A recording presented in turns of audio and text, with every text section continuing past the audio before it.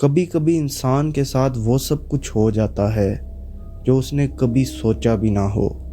جن بھوت یہ باتیں میں نے کتابوں میں اور کہانیوں میں پڑھی تھی۔ ایک رات کو میری گاڑی جنگل میں خراب ہو گئی اور مجھے پیدل اپنی منزل کی طرف جانا پڑا۔ رات کا آخری پہر تھا اور اکیلا میں، سنسان راستہ، چلتے ہوئے پتوں کی کھڑکھڑاہٹ جان کا عذاب لگ رہی تھی۔ ذرا آپ سوچیں، آپ اکیلے ہوں ایسی جگہ تو کیا محسوس کریں؟ اور راستہ تھا کہ ختم ہونے کا نام نہیں لے رہا تھا۔ یوں لگ رہا تھا جیسے کوئی اس راستے کو کھینچ کے لمبا کری جا رہا ہے۔ اب تو میرے جسم نے بھی جواب دینا شروع کر دیا۔ سردی تھی جیسے آج ہی زوروں پر۔ موٹی لیدر کی جیکٹ جو میں نے پہنی تھی وہ بھی سردی کو نہیں روک پا رہی تھی۔ اس سنسان راستے پر پیدل چلنا اور بھی دشوار ہوتا جا رہا تھا۔ ہر طرف خاموشی ہی خاموشی تھی، جیسے یہاں صدیوں سے کوئی آدم ذات نہ آیا ہو۔ لیکن اس خاموشی کو آج میرے قدموں کی چھاپ اور پتوں کی کھڑکھڑاہٹ مل کر ماحول کو خوف زدہ بنا رہے تھے۔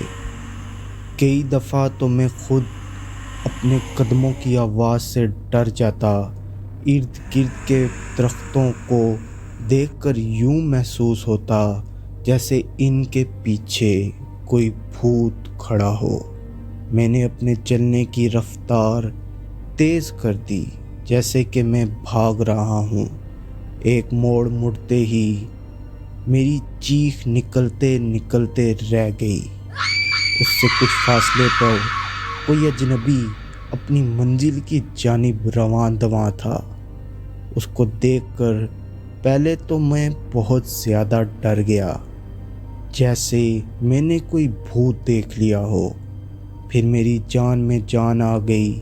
اجنبی جو کہ اس سے کچھ فاصلے پر جا رہا تھا، اس کے بھی احساسات تقریباً میری ہی طرح ہوں گے، کیونکہ اس نے بھی پلٹ کر ایسے ہی دیکھا تھا جیسے مانو کوئی بدرو کو دیکھ لیا ہو۔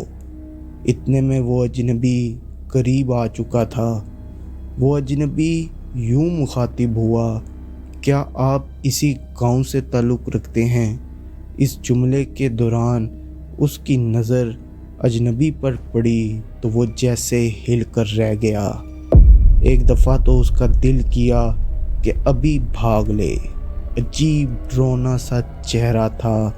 چہرے کے کچھ حصے پر سفیدی تھی اور کچھ حصہ جلا ہوا تھا، شاید ایک سردی۔ وہ اجنبی بولا جیسے کسی سانڈ نے ڈکارا ہو۔ پھر خاموشی چھا گئی، لیکن اسی وقت ایک کالی بلی میاؤں کی آواز نکالتے ہوئے یوں پاس سے گزری جیسے اس کی نیت حملہ کرنے کی تھی اور کسی نادیدہ طاقت نے اس کو واپس دھکیل دیا ہو۔ ایک دفعہ تو میری جان اوپر ہی رہ گئی، سانسیں جیسے گلے میں اٹک گئی ہوں۔ بڑی مشکل سے تھوک نکلتے ہوئے اس اجنبی سے میں نے کہا، اف، میری تو جان ہی نکل گئی تھی، یہ کیا تھا؟ اجنبی ایسے پرسکون تھا جیسے اسے کچھ پتہ ہی نہ ہو اس کے آس پاس کیا ہو رہا ہے، اور لا علمی کا اظہار یوں کیا کہ مجھے نہیں پتہ۔ پھر اس رات وہ اجنبی یہ بات کرتے کرتے میری آنکھوں کے سامنے سے غائب ہو گیا۔ یہ وہ آخری منظر تھا جو مجھے یاد تھا۔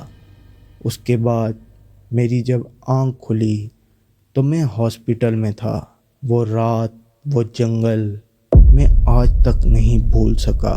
کہانی پسند آئی ہو تو ضرور لائک، کمنٹ